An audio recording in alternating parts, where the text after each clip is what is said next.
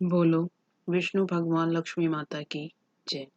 आज मैं माघ मास महत्तम में अध्याय 25 का गुणगान करती हूँ। अगर आपको अच्छा लगे तो लाइक, शेयर, सब्सक्राइब जरूर कीजिएगा।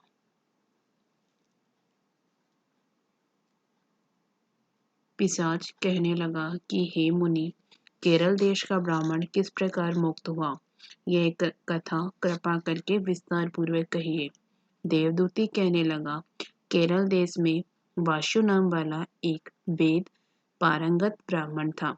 उसके बंधुओं ने उसकी भूमि छीन ली, जिससे वह निर्धन और दुखी होकर अपनी जन्मभूमि त्याग कर देश देश में घूमता किसी व्याधि ग्रस्त होकर मृत्यु को प्राप्त हो गया। उसका कोई बांधव न होने के कारण उसकी औधर व वैदिक क्रिया नहीं हुई और न ही उसकी दाह क्रिया हुई। इस प्रकार क्रिया के लोप होने से निर्जन वन में प्रेत होकर चिरकाल तक फिरता रहा। शीत, ताप, भूख प्यास के दुख से हाहाकार करता हुआ वह नंगे शरीर रोता फिरता था, परंतु उसको कहीं सद्गति नहीं दिखाई देती थी। सर्वथा दान न देने से वह अपने कर्म फल को भोगता था।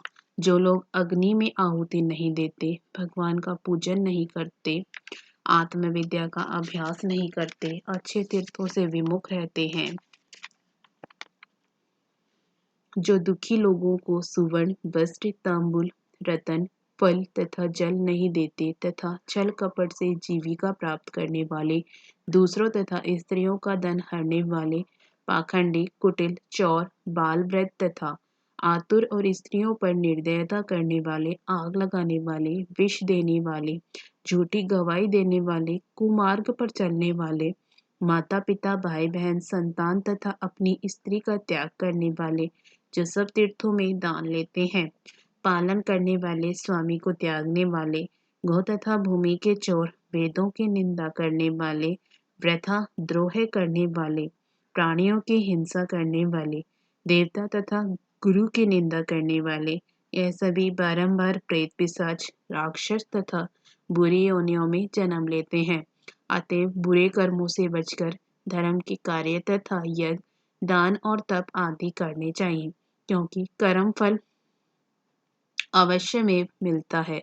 इस प्रकार प्रेत की गति देखकर पाप कर्म कदापि नहीं करने चाहिए।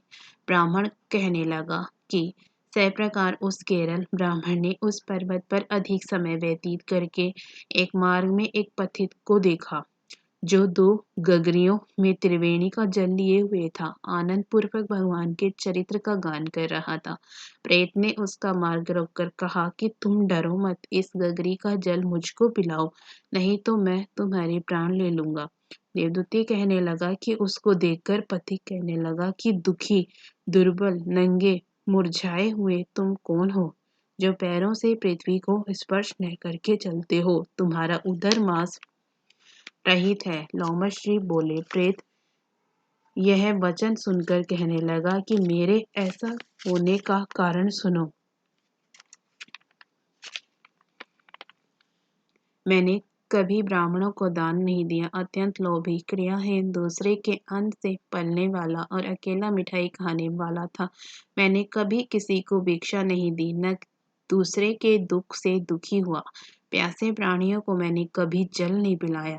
मैंने कभी छाता, जूता दान नहीं किया, न किसी को जल का पात्र दान, पान या औषधि किसी को दी, न मैंने अपने घर में कभी किसी अतिथि को ठहराकर उसका सत्कार किया। अंधे, वृद्ध, अनाथ और दीनों को मैंने कभी अन्न से संतुष्ट नहीं किया और न किसी रोगी को मुक्त किया, न कभी ब्राह्मणों को दान दिया, न कभी अग्नि में हवन किया। बैसाख आदि मास में किसी को ठंडा जल नहीं पिलाया, न ही मैंने बड़ या पीपल का कोई वृक्ष लगाया, न किसी प्राणी को बंधन से छुड़ाया, कभी कोई व्रत करके शरीर को नहीं सुखाया। इस कारण मेरा पूर्व जन्म सब पूरे कार्यों में ही व्यतीत हुआ। मेरे पूर्व जन्म के कर्मों से ही मेरी यह गति हुई है। इस वन में व्याघ्र, भेड़िए से बचा हुआ मांस तथा जंतुओं के खाने से गिरे हुए फल, वृक्षों पर लगे हुए सुंदर फल तथा झरने का सुंदर जल, सभी मिलते हैं, परंतु देव इच्छा से मैं कुछ नहीं खा सकता। सर्प की तरह केवल पवन भक्षण करके जीवन व्यतीत करता हूँ। बल बुद्धि मंत्र पुरुषार्थ से मनुष्य अलभ्य वस्तु को प्राप्त नहीं करता। लाभ हानि सुख दुख विवाह मृत्यु जीवन भोग रोग तथा वियोग में केवल भाग्य ही कारण होता है। कुरूप मूर्ख कुकर्मी निंदित तथा पराक्रम से हीन मनुष्य भी भाग्य से ही राज्य भोगते हैं। काने लूले लंगड़े नीतिहीन निर्गुण नपुंसक भाग्य से राज्य प्राप्त करते हैं।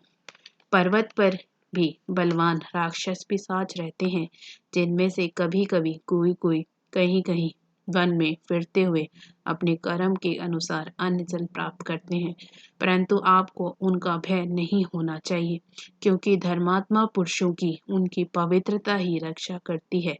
ग्रह नक्षत्र देवता सर्वथा धर्मात्माओं की रक्षा करते हैं। यह पिशाच आप जैसे भक्त की तरह आंख उठाकर भी नहीं देख सकते।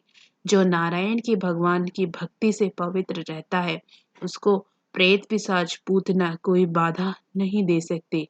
भूत बेताल पिशाच गंधर्व काकिन शाकिन ग्रह रेवती यज्ञ मात्र ग्रह भयंकर ग्रह कृत्या सर्प कुष्मांडा तथा दूसरे दुष्ट जंतु पवित्र वैष्णव की तरफ देख भी नहीं सकते, जिसकी जीवा पर गोविंद का नाम हृदय में वेद तथा श्रुति विद्यमान है। जो पवित्र और दानी है, ऐसे आपको कभी भय नहीं हो सकता। हे ब्राह्मण, इस प्रकार कर्मों का फल भोगता हुआ यहाँ रहता हूँ, ऐसा सोचकर मैं शोक नहीं करता। एक बार मैं ज्वालिनी नदी के किनारे पर गया था। वहां पर घूमते हुए मैंने सारस के वचनों को सुना था। इसके साथ ही 25वां अध्याय समाप्त हुआ।